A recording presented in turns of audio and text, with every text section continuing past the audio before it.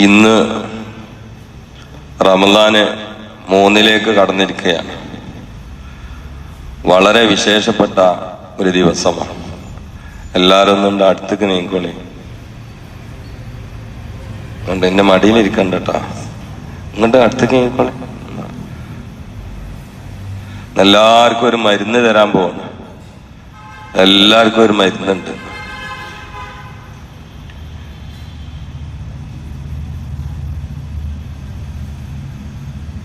റെഡിയല്ലേ? റെഡിയല്ലേ? ഇന്ന് ഫാത്തിമ റളിയല്ലാഹു തആല അൻഹയുടെ വഫാത്ത് സംഭവിച്ച ദിവസമാണ്. റമദാൻ 3-നാണ് അവർ ലോകത്തോട് വിട പറഞ്ഞത്. അവരെ ഓർമ്മ എന്ന് പറഞ്ഞാൽ എല്ലാ പ്രശ്നങ്ങൾക്കുള്ള പരിഹാരമാണെന്ന് സൂഫിയാക്കളൊക്കെ രേഖപ്പെടുത്തിയിട്ടുണ്ട്. അപ്പൊ അവരെ കുറിച്ച് കുറഞ്ഞ സമയം ഒന്ന് ഓർക്കുകയാണ്. നിങ്ങൾക്ക് ആർക്കെങ്കിലും വൈകുന്നുണ്ടെങ്കിൽ പോകുന്നതിന് വിരോധമില്ല. ഉണ്ടോ? എനിക്കിന്ന് നേരം വെളുത്ത് വൈകുന്നേരം വരെ വയലായിരുന്നു. അത് വേണ്ടല്ലോ റബ്ബേ, ഞാനിവിടെ ഇരിക്കാനുള്ള പൂതി കൊണ്ടല്ലേ ഈ പറഞ്ഞേ. മുസ്തഫ നബി മിമ്പറിന്റെ പടിമ ഇരുന്നിട്ട് എന്നെ വയൽ പറഞ്ഞു. അപ്പൊ ആ ഓർമ്മയിൽ ഓടി ഇരുന്നതാ, അല്ലാതെ ഇർഷാഷബിന് റീപ്പാക്കാനല്ല. പക്ഷെ എന്താണ് ഇപ്പൊ കസാരി ഇരുന്ന അതൊക്കെ പോയില്ലേ. ഇനി എന്താ വേണ്ട നിങ്ങൾ പറയേ? നിങ്ങൾ കൊടുന്ന് നിളക്കായിരിക്കാം. ശരിയാണ്.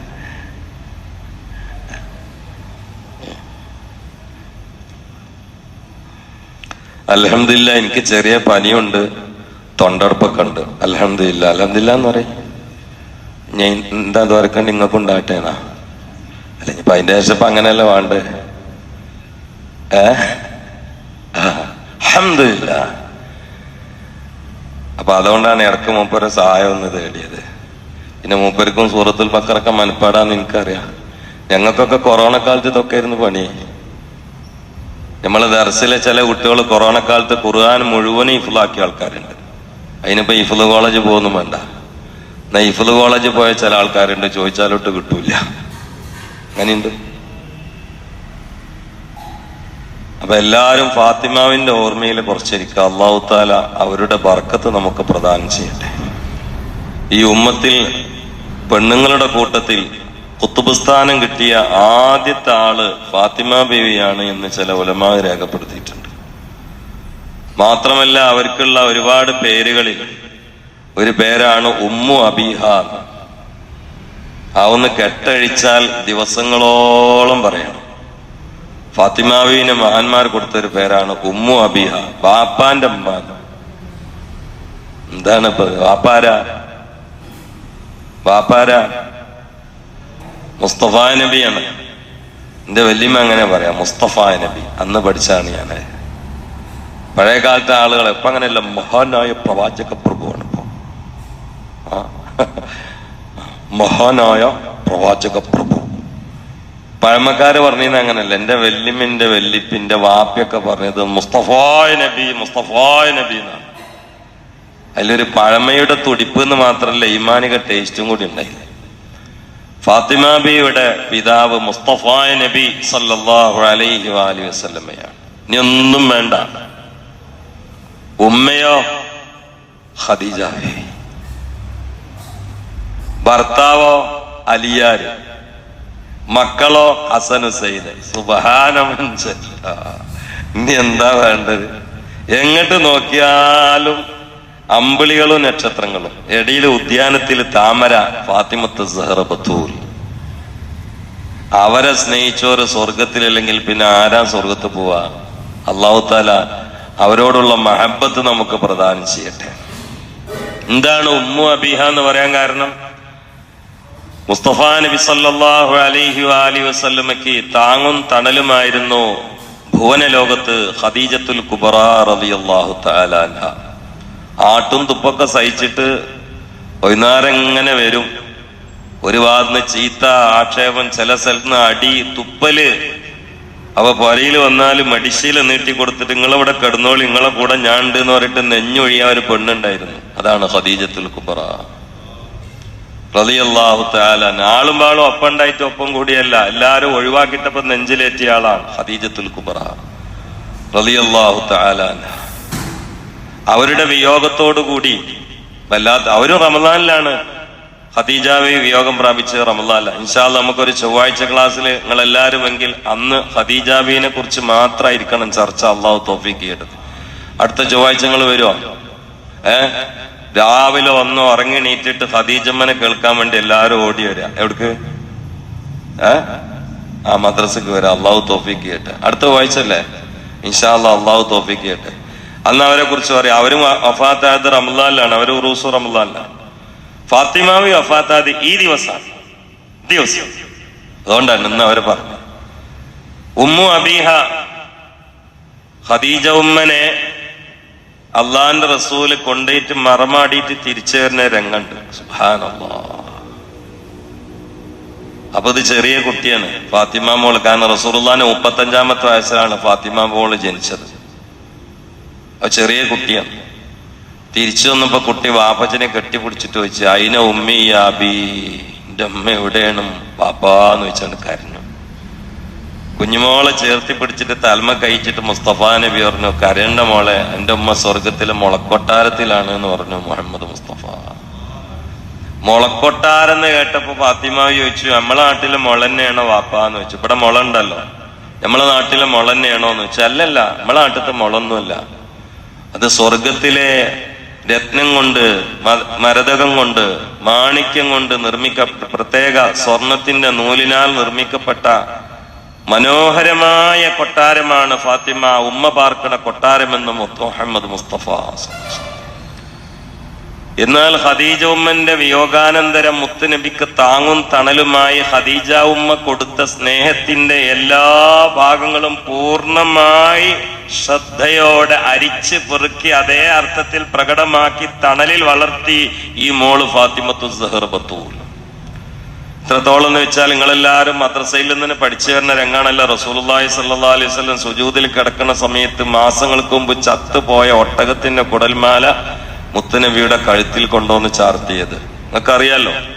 ആ കനുള്ള കുടൽമാല എണീക്കാൻ കഴിയാതെ സുജൂദിൽ ഇങ്ങനെ കിടക്കുമ്പോ എല്ലാരും അന്താളിപ്പിൽ ഇങ്ങനെ നിൽക്കുമ്പോ ഓടി വന്നിട്ട് ബാപ്പാന്റെ കഴുത്തുനിന്ന് ആ കുടൽമാല വലിച്ചെടുത്ത് പറിച്ചു മാറ്റിയത് ഈ ചെറിയ കുട്ടി ഫാത്തിമത്തു സഹറ ബത്തൂല ഉമ്മു അബീഹ. അള്ളാന്റെ റസൂല് നടക്കും പോലെയാണ് നടക്കൽ. ഫാത്തിമാവിനെ എല്ലാവരും ഉള്ളിൽ ഇങ്ങനെ ഒന്ന് കണ്ടുനോക്കി. അള്ളാന്റെ റസൂൽ ഇങ്ങനെ നടക്കും പോലെയാണ് നടക്കൽ. ഈ ചെറിയ കുട്ടിനെ കണ്ടാൽ അള്ളാന്റെ റസൂൽ എണീറ്റുകൊണ്ട് കൈ പിടിച്ച് മുത്തുവായിരുന്നു മുഹമ്മദ് മുസ്തഫ. റസൂലുള്ളാഹിനെ കണ്ടാൽ ഫാത്തിമാബിയും എണീറ്റെന്ന് കെട്ടിപ്പിടിച്ച് മുത്തുവായിരുന്നു. ഏതെങ്കിലും സ്ഥലത്തേക്ക് യാത്ര ചെയ്ത് തിരിച്ചു വന്നാൽ ആദ്യം അള്ളാന്റെ റസൂലിനെ കാണേണ്ടിയിരുന്നത് മോള് ഫാത്തിമയാണ്. കാരണം ഫാത്തിമത്തു ബിളഅത്തും മിന്നീ,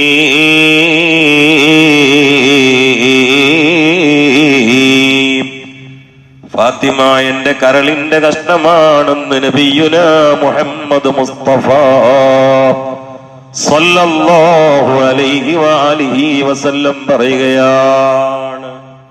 ആരെ കൊണ്ടാണ് കെട്ടിച്ചതെന്ന് അറിയങ്ങള്? ഫാത്തിമ ബീവിന്റെ എകരത്തില് വലുപ്പത്തില് മഹറായി പൊന്നിന്റെ കുന്ന് തരാന്ന് പറഞ്ഞ വലിയ മുതലാളിമാര് അക്കാലത്തുണ്ടായിരുന്നു. ഞങ്ങളെ വരിക്ക് മരുവളായിട്ട് ഫാത്തിമാനെ തന്നാൽ ഫാത്തിമാന്റെ ഹൈറ്റിലും വെയിറ്റിലും പൊന്നിന്റെ കുന്ന് മഹറായിട്ട് തരാന്ന് പറഞ്ഞ ആളുകൾ അക്കാലത്തുണ്ടായിരുന്നു. അവരെ വീട്ടിലേക്കൊന്നും മരുവളായിട്ട് കൊടുത്തില്ല.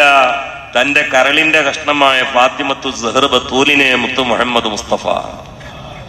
പിന്നെ ആർക്കാ കൊടുത്തതെന്നറിയോ? അന്നൊരു പുല്ല് വിൽപ്പനക്കാരുണ്ടായി. പുല്ല് വിറ്റ് നടക്കുന്ന ഒരാള്. പുല്ലിങ്ങനെ കൊണ്ടുപോയിട്ട് ചെത്തും, കെട്ടുകെട്ടായിട്ട് താൽമക്കും. പുല്ല് വേണോന്ന് പറഞ്ഞ് നടക്കുന്ന ഒരു കുറിയ ആളുണ്ടായിരുന്നു. പേരെന്താ നിങ്ങള്? അലി ഇബ്നു അബീ ത്വാലിബ്. അതാണ് പണി, പുല്ല് വിൽപ്പനക്കാരൻ. ഒരിക്കൽ പുല്ലൊക്കെ കൂടി കെട്ടിയിട്ട് താൽമച്ചിട്ട് പുല്ല് വെക്കണോന്ന് അറിഞ്ഞ് നടക്കുമ്പോഴാണ് അവിടെയൊക്കെ അലിയെന്ന് വെച്ചേ, പുല്ല് വിറ്റ് നടന്നാൽ മതിയോ കല്യാണം കഴിക്കണ്ടേന്ന് വെച്ച്. സുബ്ഹാനല്ലാഹ്. ഒരിക്കലും സങ്കല്പിക്കാൻ കഴിയില്ല റസൂലുള്ളാഹിന്റെ മോളെ അലിയാർക്ക് കിട്ടുന്നു. കാരണം അന്ന് ധനാഢ്യന്മാരുടെ മേലാളന്മാര് ഫാത്തിമാന്റെ വലിപ്പത്തിൽ പൊന്നിന്റെ കുന്ന് മഹറായിട്ട് തരാന്ന് പറഞ്ഞിട്ട് അവർക്ക് കെട്ടിച്ചു കൊടുക്കാതെ നിലനിർത്തുന്ന മുത്ത റസൂലുള്ളാഹിന്റെ മോളെ പുല്ല് ചെത്തി നടക്കുന്ന ഒരു ഫക്കീറിന് കെട്ടിച്ചു കൊടുക്കുവോ? സങ്കല്പിക്കാൻ കഴിയില്ല. പക്ഷെ അള്ളാന്റെ റസൂൽ സെലക്ട് ചെയ്ത പുതിയാപ്പള അലി ഇബ്നു അബീ ത്വാലിബ്. റസൂല് നിശ്ചയിച്ച കണക്കാക്കിയ പുതിയാപ്പള അതാണ്. നിക്കാഹ് നടന്നു എന്നാണ്. ആ ചരിത്രങ്ങളൊന്നും ഞാൻ പറയണില്ല. നിക്കാഹ് നടന്ന അന്ന് ഒരു അഭിപ്രായത്തിൽ പറഞ്ഞ അലിയാരൊരു മൂലക്കിരുന്ന് ഇങ്ങനെ കരയാണ്. കാരണം എന്താ? ഫാത്തിമാവിനെ കൊണ്ടുപോയി കെടുത്താൻ പറ്റുന്ന റൂമില്ല പോലെയില്ലേ, മണിയറയിൽ കൊണ്ടുപോയി കെടുത്തണ്ടേ, അതിന് പറ്റുന്ന ഒരു സ്ഥലമില്ല. എന്താ കാട്ടുക എന്നുള്ളവർക്ക് ഇങ്ങനെ കരഞ്ഞപ്പോഴാണ് അൻസാരികൾ കുറച്ചാൾക്കാർ കൂടിയിട്ട് കണ്ണീരൊക്കെ തുടച്ചു കൊടുത്ത് എന്തേന്ന് വെച്ച്, എവിടെ കൊണ്ടുപോയിട്ടാണ് ഫാത്തിമാനെ കെടുത്തുക എന്ന് വെച്ച്. റസൂലുള്ളാന്റെ മോളാണിത്. അവരെല്ലാരും കൂടി പോയിട്ടാണ് മണിയറ ഉണ്ടാക്കിയത്. നമ്മളെ കുട്ടികൾ ഉണ്ടാക്കണ മണിയറല്ല. നമ്മളെ കുട്ടികൾക്ക് ഒരു മണിയറ ഉണ്ടാക്കലുണ്ട്. അതിന്റെ കഥ ഒന്നും ഇപ്പൊ ഞാൻ പറയണില്ല. കാരണം ഇപ്പൊ തന്നെ മണിയറയിൽ കയറാൻ പൂതിയാവും എല്ലാവർക്കും. അതുകൊണ്ടാണ് ഫാത്തിമാവിന്റെ മണിയറ അൻസാരികളെ ഉണ്ടാക്കിയത്. മദീനത്ത് കിട്ടുന്ന ചേരലും മണ്ണൊക്കെ കൂടി കുഴച്ചിട്ട് ഒരു തിണ്ണുണ്ടാക്കി. എന്നിട്ട് ഒട്ടകത്തിന് പുല്ലുകൊണ്ടിരുന്ന ചാക്കില്ലേ അയിമ വിരിച്ചു. ഇതാണ് മണിയറ. ഒട്ടകത്തിന് പുല്ല് കൊണ്ടിരുന്ന ചാക്ക് ആ തിണ്ണമ്മ വിരിച്ചു. അയക്കാണ് പ്രഥമ രാത്രിയിൽ മണവാട്ടി കയറി വരുന്നത്. ധാരാ മണവാട്ടി സ്വർഗത്തിന്റെ താക്കോൽ പിടിച്ച സ്ത്രീരത്നങ്ങളുടെ രാജാത്തി ഫാത്തിമ. എന്നിട്ട് ആ മണിയറയിൽ ഇങ്ങനെ കിടന്നിട്ട് ഈ ഒട്ടകത്തിന് പുല്ല് ചെത്തിക്കൊണ്ടിരുന്ന ഒരു ചാക്കാണ്. അപ്പൊ ഒട്ടകം തിന്നുന്ന പുല്ലിന് കമ്പ് നല്ല മൂർച്ച ഉണ്ടാവും. എത്ര ചാക്കെന്ന് ഒഴിവാക്കിയാലും കമ്പിന്റെ കഷ്ണങ്ങൾ കുത്തിക്കൊണ്ടിരിക്കും. ഇത് പുറത്ത് കുത്തിയിട്ട് ഫാത്തിമാവിന്റെ പുറം മുറിയായി, പുതിയണ്ണിന്റെ പുറം മുറിയായി. നമ്മളെ വരിന്ന് പുതിയണ്ണായി പോയ അവളെ പുറം മുറിയേറ്റ് ഇങ്ങോട്ട് വന്നാ ബാപ്പ എന്തായിരിക്കും പറയാ? നമ്മളൊക്കെ ഒന്ന് ചിന്തിച്ചു നോക്കാൻ. നിങ്ങള് കുട്ടി പറയാണ് ഒരു ചെറിയ മുറിയേറ്റ് അത് ഗ്യാസ് ഓഫാക്കിയതാണെന്ന് പറഞ്ഞാൽ എന്നത് ഓഫാക്കാനും മുറിയാക്കാനാണ്ട് പറഞ്ഞയച്ചെന്ന് വയ്ക്കൂലേ നമ്മള്? ഈ ചാക്കില് കിടന്നിട്ട് പുറം മുറിയായി. അതിന് പുറമെ ദൂരെ പോയിട്ട് വെള്ളം കൊടുത്തിട്ട് കയ്യും മുറിയായി. അതിഥികൾക്ക് പത്തിരി കുഴച്ചിട്ട് കയ്യുമ്മ താമ്പും വന്ന് ബീവി ഫാത്തിമ. അലിയാർക്ക് അത് കണ്ടിട്ട് വല്ലാത്ത വിഷമായി. ഒരിക്കൽ അലിയാര് പറഞ്ഞു, ഫാത്തിമ റളിയല്ലാഹു അൻഹ, പുതിയാപ്പള പറഞ്ഞു, ബാപ്പാന്റെ അടുത്ത് കുറച്ച് ഗനീമത്ത് സ്വത്ത് വന്നിട്ടുണ്ട് അവിടെ. അതിനൊരു പായ വാങ്ങാനുള്ള പൈസ നിങ്ങൾ പോയി ചോദിച്ചാൽ തരുന്ന. അവർ നിങ്ങളെന്നാണ് പറയാം. തങ്ങന്മാരൊക്കെ അങ്ങനെയാണ്. കേട്ടിക്കണ നിങ്ങള്? തങ്ങന്മാരെ കുട്ടികളെ നിങ്ങളെന്ന് വിളിക്കണ കേട്ടിക്കണോ? അങ്ങളെന്ന് വിളിക്കുക. തങ്ങന്മാര് കുട്ടികളെ നിങ്ങളെന്ന് വിളിക്കുക. അല്ല നമ്മളാരും ഇങ്ങനെ കുട്ടികളെ കുതിരാപ്പൂത്ത് വിളിക്കേണ്ടടുത്ത് വിളിക്കാം. പക്ഷെ അതല്ല, തങ്ങന്മാരങ്ങനെയാണ് വിളിക്കുക. തങ്ങന്മാരങ്ങനെ വിളിക്കുക. നിങ്ങളെന്ന് വിളിക്കുക. നിങ്ങൾ പോയി പറഞ്ഞാല് ഒരു പായക്കുള്ള പൈസ തരുന്നു. ചില ആളുകൾ അതിന് ഗവേഷണം ചെയ്തിട്ട് പറഞ്ഞത് അന്ന് 4 പായ 1 റുപ്യ കിട്ടും. അപ്പൊ എത്ര ചോദിക്കാനാണ് ഇപ്പൊ ഈ പറഞ്ഞയച്ചേ?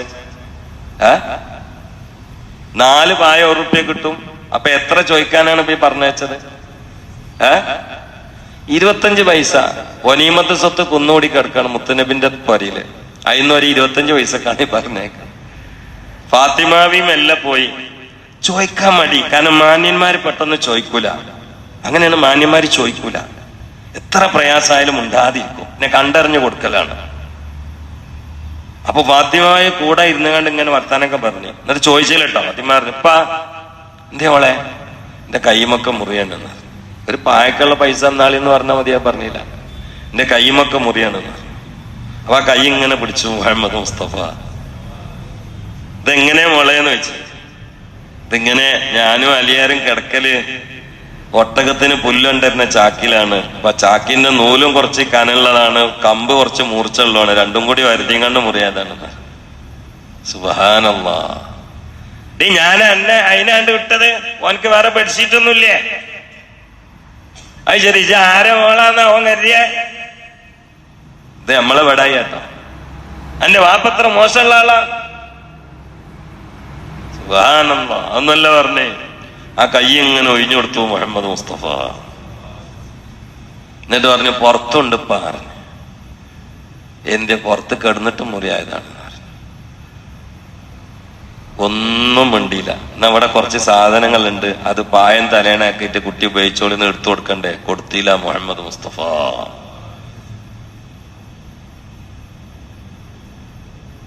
കുറെ കൊടുക്കാന്നപ്പോ പറഞ്ഞു, ഇന്ന അലിയാര് പറഞ്ഞയച്ചാണ്.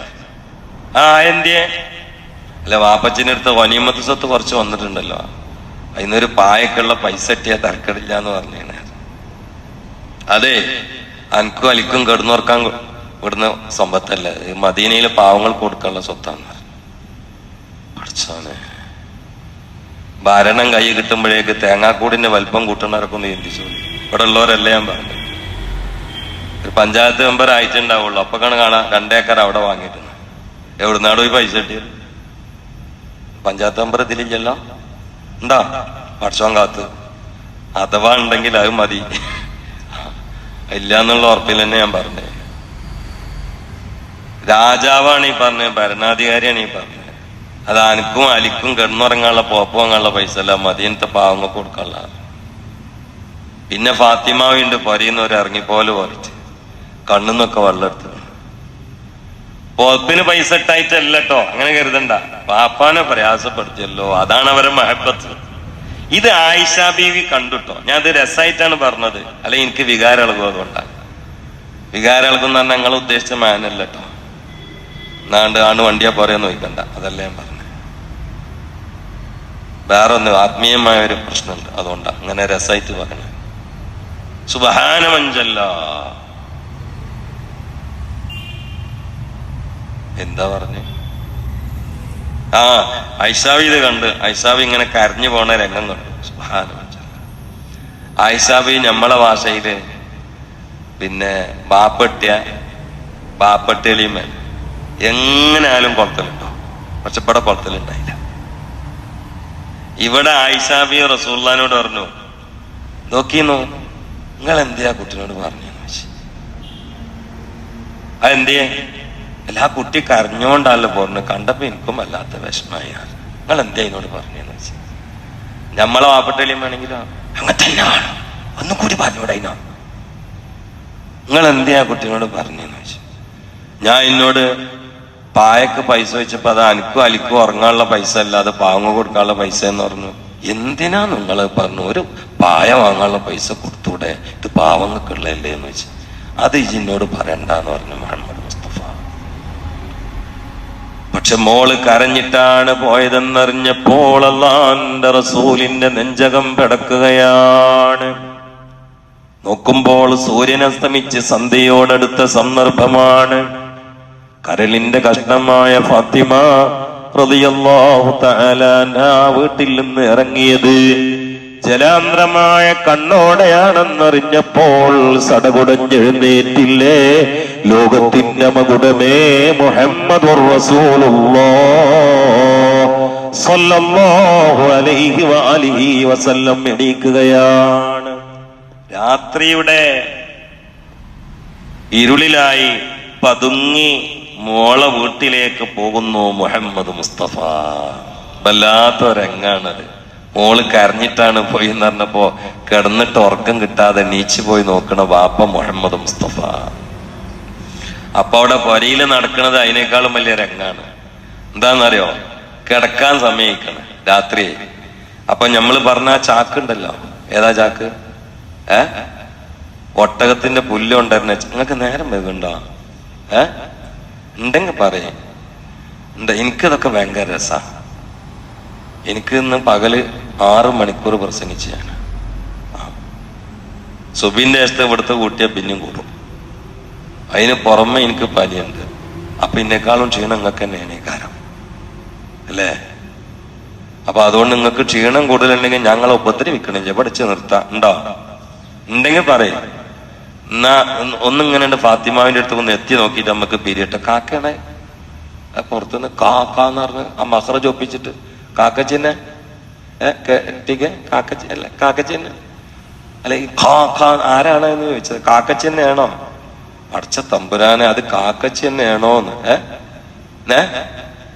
അത് കാക്കച്ചിയാണെങ്കിൽ അതിന് വേറെ മാനുണ്ട്, ഹദീസിപ്പയും ഓതും, അതാണ് ചോദിച്ചത്. ഉണ്ടോ? കാക്കച്ചിയാണോ? ഉറപ്പന്നല്ലേ? നഞ്ഞി കാക്കാന്ന് പറയുമ്പോ പറയട്ടോ. അല്ലെ ചില കാക്ക ഒന്ന് നിർത്തിക്കൂടെ എന്നിട്ട് പറയാന്ന് വിചാരിച്ചാണ്. അപ്പൊ ഫാത്തിമാവിന്റെ പൊരയ്ക്ക് പോയി നോക്കുകയാണ് മുഹമ്മദ് മുസ്തഫ. അപ്പൊ ചാക്കിലിങ്ങനെ കിടക്കണ, ചാക്കിലിങ്ങനെ കിടക്കണം കേട്ടോ. ആര്? അലിയാര് കിടക്കാണ്. ഫാത്തിമാവി ഇങ്ങനെ ഇരുന്നുങ്ങാണ്ട് പറയാണ്, വേണ്ടിണ്ടായിരുന്നില്ല, നിങ്ങൾ പറഞ്ഞിട്ടല്ല പോയത്, വേണ്ടിണ്ടായിരുന്നില്ല. നമ്മളെ മക്കളാണെങ്കിൽ എന്താ പറയാ, തന്തന്റെ അടുത്ത് കഴിഞ്ഞ് പോകൂല. കാരണം ഒരു പായക്കുള്ള പൈസ അല്ലേ വെച്ചിട്ടുള്ളൂ. ഇത് എന്ത് ബാപ്പേ, ആള് പുറത്തേക്കുള്ളൊക്കെ കൊടുക്കും, ഇവിടെ ഒന്നും തരാതെ പിന്നെ കരലിന്റെ കഷ്ണം എന്ന് പറഞ്ഞാൽ മതിയോ? എന്തൊക്കെ നമ്മളെ മക്കള് പറയാ. ഇതല്ല പറഞ്ഞത്, കരയാണ്. എന്നിട്ട് അലിയാരെ പറയണം, നിങ്ങൾ പറഞ്ഞിട്ട് പോയതല്ലേ, വേണ്ടി ഉണ്ടായിരുന്നില്ല, പായ കിട്ടായിട്ടല്ലേട്ടോ മുസ്തഫ നബിക്ക് വിഷമിക്കണോന്നാണ്. സുബ്ഹാനല്ലാഹ്. അപ്പൊ അലിയാര് സമാധാനിപ്പിക്കണം, സാരില്ല, അത് വിഷമൊന്നും ആയിട്ടുണ്ടാവില്ല, ഈ ചോദിച്ച് പറയാനുള്ളത് പറഞ്ഞില്ലേ, നീ സാരില്ല എന്ന് പറഞ്ഞ് ഇങ്ങനെ ആശ്വസിക്കുമ്പോഴാണ് കഥകിന്റെ അവിടെ പോയിട്ട് വിളിക്കണ്, ഫാത്തിമ. നല്ല രംഗത്താ വിളി. അപ്പൊ അലിയാരറിഞ്ഞ് വന്ന് കിടന്നു വന്നിട്ടേ. ഫാത്തിമാവി ഉണ്ട് അവിടുന്ന് ഒരു ഓട്ടോ ഓടിയിട്ട് കർട്ട നീക്കിയപ്പോ പുഞ്ചിരിച്ച് നിക്കണ് മുഹമ്മദ് മുസ്തഫ. നമ്മളെ മക്കളാണെങ്കിലോ നിങ്ങട്ട് വായിക്ക, ഒരു പായന്റെ കണ്ടത്തിന് കായൊഴിച്ചപ്പോ തരാല്ലാതെ പോയോട്ട് എന്തൊക്കെ പറയാ. ആ ചിരിക്കണ മുഖം കണ്ടോടുകൂടി പ്രയാസമൊക്കെ പമ്പ കടന്നു. ഫാത്തിമത്തു സഹറത്തു പായക്ക് പൈസ ചോദിച്ചിട്ട് തരാത്ത ബാപ്പാനാണ്ട് കെട്ടിപ്പിടിച്ചാണ്ട് കരഞ്ഞു. ഇതാണ് ബാപ്പി മോളും. ഒരു പായക്ക് പൈസ ചോദിച്ചിട്ട് തരാത്ത ബാപ്പാനെ കണ്ടപ്പോഴേ കെട്ടിപ്പിടിച്ചാണ്ട് കരഞ്ഞു. പാപ്പ പേരന്റെ ഉള്ളിൽ കടന്നപ്പോ അലിയാര് മരുവൻ എവിടെയാണ്? അതാ അത് മറന്നല്ല പഠിച്ചോനെ. മരുവൻ എവിടെയാണ്? ചാക്കില് കിടക്കാണ്. മുത്തുനബിനെ കണ്ടേക്ക് അലിയാര് അല്ല അങ്ങനെ തന്നെ നീച്ചതേ. മുത്തുനബിനെ കണ്ടേക്ക് അലിയാര് ചാക്കുന്ന സുബ്ഹാനല്ലാഹ്. അപ്പൊ കാരണം അലിയാർക്ക് നല്ല അഭ്യാസം അറിയും ചെയ്യേ. അപ്പൊ റസൂൽ നിന്നിട്ട് അവിടെ തന്നെ കിടന്നു വന്നാർ.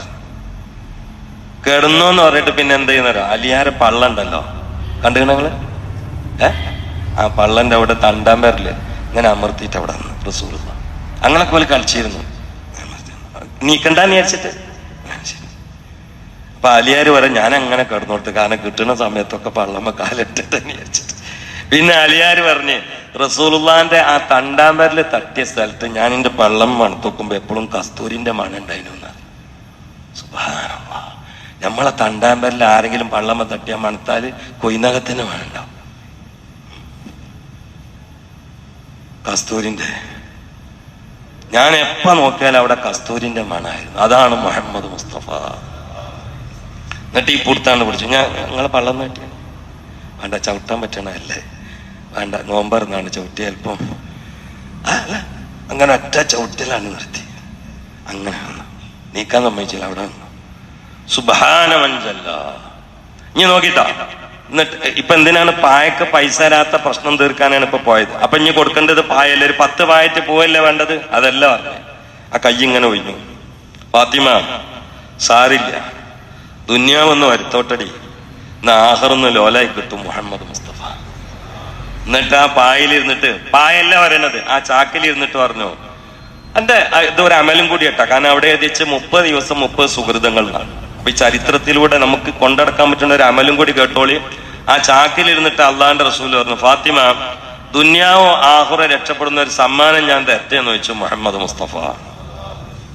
അപ്പൊ അലിയാരും ഇങ്ങനെ എന്താണാവോ ആ സമ്മാനം എന്നൽക്ക് ഇങ്ങനെ ശ്രദ്ധിക്കാണ്. അപ്പൊ പറഞ്ഞു, അപ്പൊ എന്റെ കുട്ടിയെ കിടക്കണ സമയത്ത് കിടക്കപ്പായില് തല വെക്കണതിന് മുമ്പായിട്ട് ആ ഇരുത്തുണ്ടല്ലോ, ആ ഇരുത്തത്തിൽ ഒരു 33 വട്ടം സുബ്ഹാനല്ലാഹ്, 33 വട്ടം അൽഹംദുലില്ലാഹ്, 33 വട്ടം അല്ലാഹു അക്ബർ. ഇത് ചൊല്ലിയിട്ട് കിടക്കണേ ഫാത്തിമ മുഹമ്മദ് മുസ്തഫ.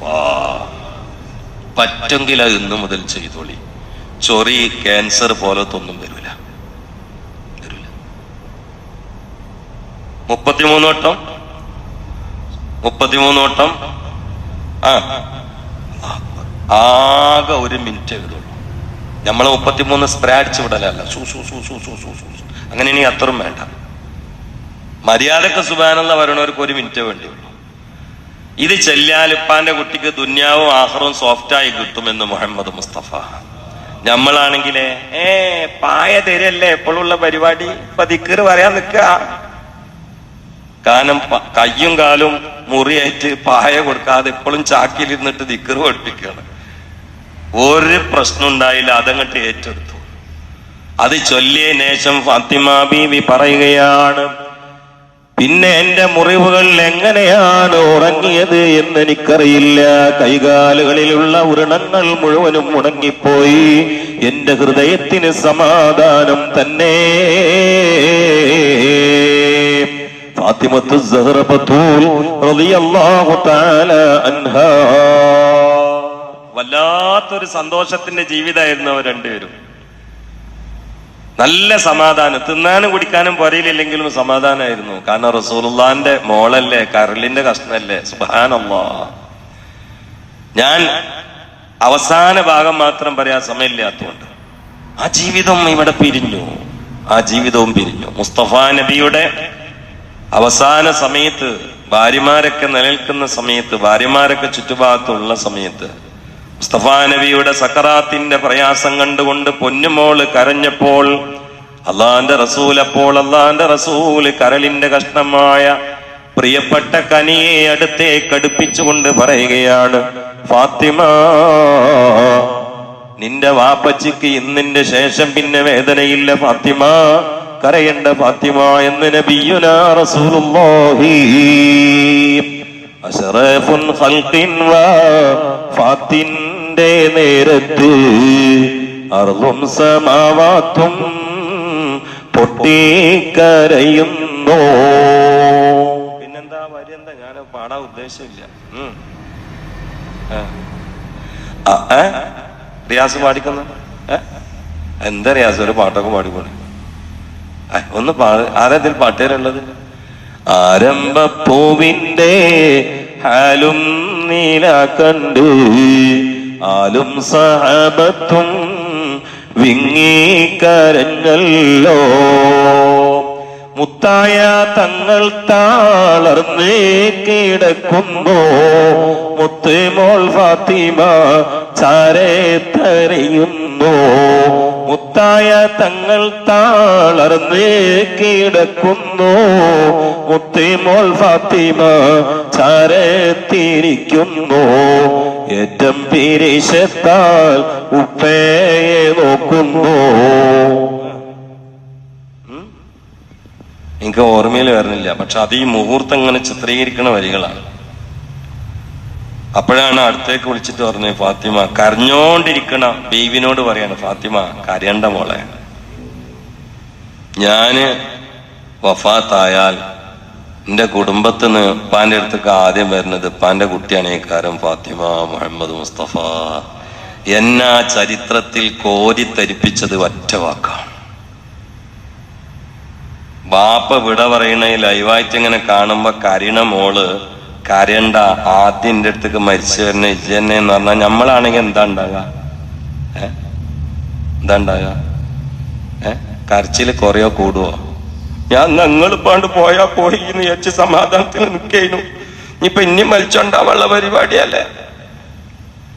കരയുന്ന ഫാത്തിമ ചിരിച്ചോ ഇത് കേട്ടപ്പോ. കാരണം എന്റെ വാപ്പാന്റെ അടുത്തേക്ക് പെട്ടെന്നാണ് പോവാല്ലോ എന്നുള്ള സന്തോഷത്തിൽ. അതായിരുന്നു അവരുടെ നെഞ്ചിന്റെ ഉള്ളിൽ മുഹമ്മദ് മുസ്തഫ.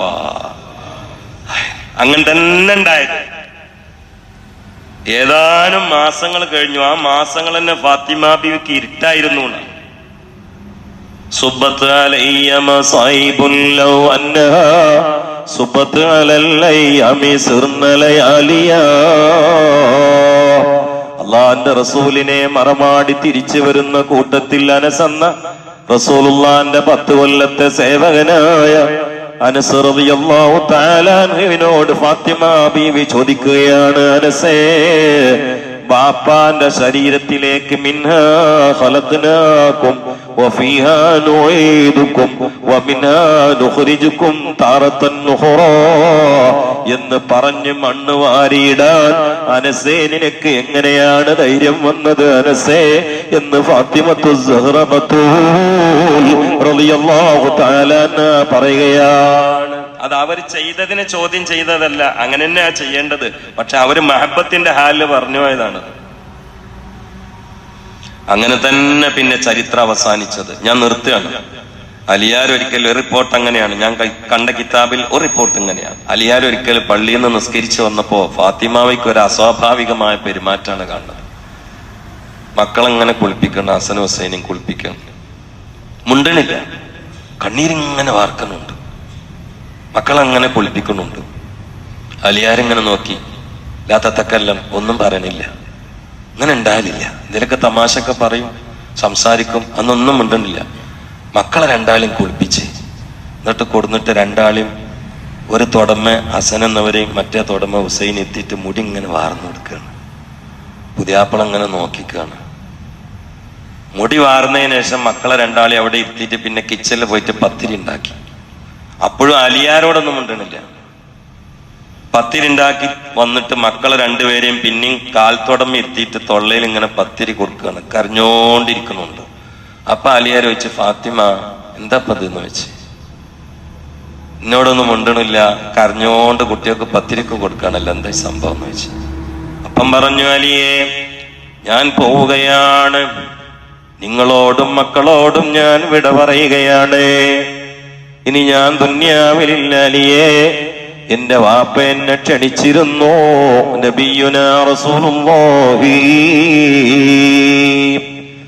സല്ലല്ലാഹു അലൈഹി വആലിഹി വസല്ലം കിനാവിൽ എന്നെ മാടി വിളിച്ചിരുന്നു, അലിയേ ഫാത്തിമ എത്ര മാസമായി നിന്നെ ഞാൻ കണ്ടിട്ട്.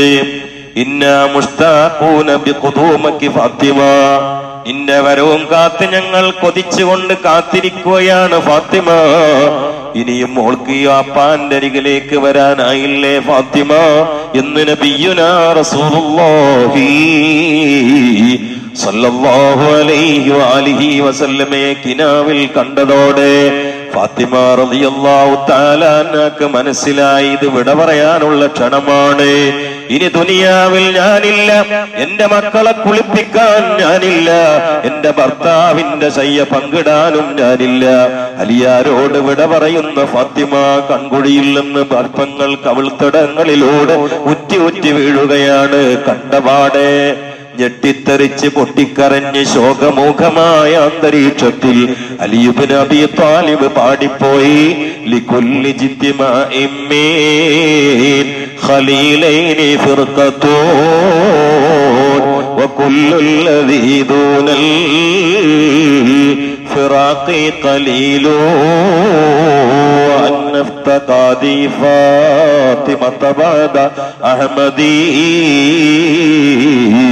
ദലീലുൻ അലാ അല്ലാ യദൂമ ഖലീലൂ. ഈ ലോകത്ത് ഏത് ഭാര്യയുടെയും ഭർത്താവിന്റെ ഇടയിലും ഒരു വേർപിരിയലുണ്ട്, ഏത് സുഹൃത്തുക്കൾക്കിടയിലും ഒരു വേർപിരിയലുണ്ട്. ഈ ലോകത്ത് കൂടി താമസിച്ച രണ്ടുപേർക്കിടയിൽ ഒരു സമയം, ഒരു യാത്രയുണ്ട്. എന്റെ ഫാത്തിമ, എന്റെ മുത്തായ മുസ്തഫാന്റെ വിയോഗാനന്തരം എന്നോട് വിട പറയുന്നു എന്നത് തന്നെ ഈ ലോകത്ത് രണ്ടാളുകൾ ശാശ്വതമായി വസിക്കില്ല എന്നതിന് തെളിവാണ് എന്ന് പറഞ്ഞ് അലി ഇബ്നു അബീ ത്വാലിബ് വിതുമ്പുകയാണ്. ആ സമയത്ത് ഫാത്തിമ റളിയല്ലാഹു തആല അൻഹയാകുന്ന പ്രിയപ്പെട്ട കനിയില്ലയോ, അലിയാരുടെ സാന്ത്വനമില്ലയോ, അലിയാരുടെ ജീവിതത്തിന്റെ അഭിമാനമില്ലയോ, അലിയാരാകുന്ന ഫക്കീറിനെ ലോകതലത്തിൽ ഉയർത്തിക്കാട്ടിയ മുത്തു മുസ്തഫാന്റെ കരളിന്റെ കഷ്ണമായ പ്രിയപുത്രിയായ അലിയാര സഹധർമ്മിണിയായ അഹ്ലുബൈത്തിന്റെ അച്ചുതണ്ടായ സ്വർഗപ്രവേശനത്തിന് കാത്തിരിക്കുന്ന കോടാനക്കോടി സ്ത്രീരത്നങ്ങളുടെ രാജാത്തിയായ ഫാത്തിമത്തു സഹ്റ റളിയല്ലാഹു തആല അൻഹയെ നോക്കിയിട്ട് ശോകമുഖമായ അവസ്ഥയിൽ കണ്ണീര് വാർത്ത് അലിയാര് പറയുകയാണ്, ഫാത്തിമ എനിക്കൊരു 3 വസിയത്ത് അങ്ങയോട് പറയാനുണ്ട്. വല്ലാത്തൊരു സമ്മർദ്ദമാണ്, വല്ലാത്തൊരു സാഹചര്യമാണ്, വല്ലാത്തൊരു അധ്യായമാണ്, ലോകം വിറക്കുന്ന സമയമാണ്. മുത്തുനബിയുടെ പൊന്നുമോളുടെ വടവാങ്ങൽ ചടങ്ങാണ്. അലിയാര് പറയുകയാണ്, ഫാത്തിമ വാപ്പയെ കാണുമ്പോൾ ഫഖറഈ മിന്നിയസ്സലാം. ഈ പാവപ്പെട്ട അലിയുടെ ഒരു സലാം അങ്ങയുടെ വാപ്പയായ എന്റെ ഹബീബിനൊന്ന് കൈമാറണേ ഫാത്തിമ എന്ന് അലി ഇബ്നു അബീ ത്വാലിബ് പറയുകയാണ്. രണ്ടാമത് ഫാത്തിമ, നിങ്ങളോട് എനിക്ക് പറയാനുള്ളത്, വാപ്പയെ കാണുമ്പോൾ ഈ പാവപ്പെട്ട ഫാത്തിമാനെ കുറിച്ചൊരു പരാതിയും പറയരുതേ. നിങ്ങൾ ഉയർന്ന മഖാമിലാണ്, ഞാനൊരു ഫഖീറായിരുന്നു. പുല്ല് ചെത്തി മദീനയുടെ ഊടുവഴികളിലൂടെ വിറ്റ് നടന്നിരുന്ന ഫഖീറായ എന്നെ കൊണ്ടാണ് വാപ്പ കെട്ടിച്ചത്.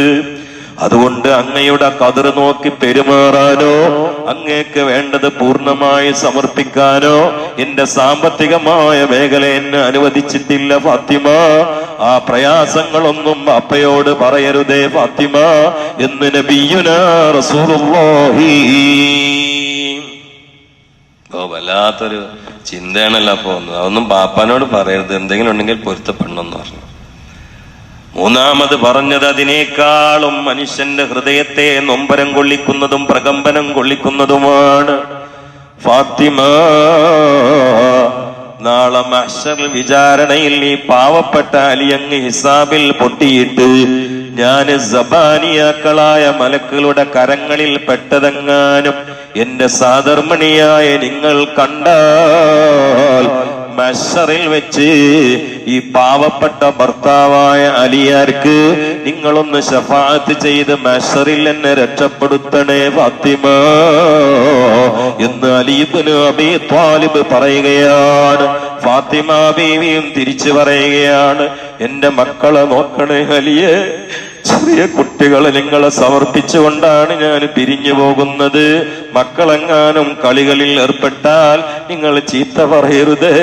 ഉമ്മയില്ലാത്ത മക്കളാണ്, മക്കളെ നിങ്ങൾ അടിക്കരുതേ. ഉമ്മയില്ലാത്ത മക്കളാണ്, മക്കളെ വേദനിപ്പിക്കരുതേ. ഉമ്മയില്ലാത്ത മക്കളാണ് എന്ന് പറഞ്ഞ് പിന്നെയും പറയാനുള്ള ചിലതൊക്കെ പറഞ്ഞ് പടച്ചവന്റെ പൊരുത്തത്തിന്റെ അനന്തവിഹായസിലേക്ക് റമദാനിന്റെ 3 പാരിപ്പറന്ന ലോകാത്ഭുതമേ ഫാത്തിമത്തു സഹ്റ ബത്തൂൽ റളിയല്ലാഹു തആല അൻഹാ. ഞാൻ ദീർഘമായി പറയുന്നില്ല. അവരുടെ ബർക്കത്ത് കൊണ്ട് അള്ളാഹു നമ്മളെ നന്നാക്കി തരട്ടെ. അവർ ഈ ലോകത്ത് സ്ഥാപിച്ച ഒരു വിളക്കുണ്ട്, അതിൽ നിന്ന് ഹൃദയത്തിലേക്ക് പ്രകാശം സ്വാംശീകരിക്കാൻ അള്ളാഹു നമുക്ക് ഭാഗ്യം പ്രദാനം ചെയ്യട്ടെ. അവരുടെ ഓർമ്മയിൽ തറാവിന് ശേഷവും പിന്നെയും ഈ പള്ളിയിൽ പടച്ചോന്റെ പ്രീതിക്ക് വേണ്ടി ഇരുന്ന ഈ സമയം അള്ളാഹു സ്വർഗത്തിലുള്ള ശാശ്വതികത്വ സുഖത്തിന് നമുക്ക് സബബായി അള്ളാഹു സുബ്ഹാനഹു വ തആല നമ്മളിൽ നിന്ന് ഏറ്റെടുക്കട്ടെ.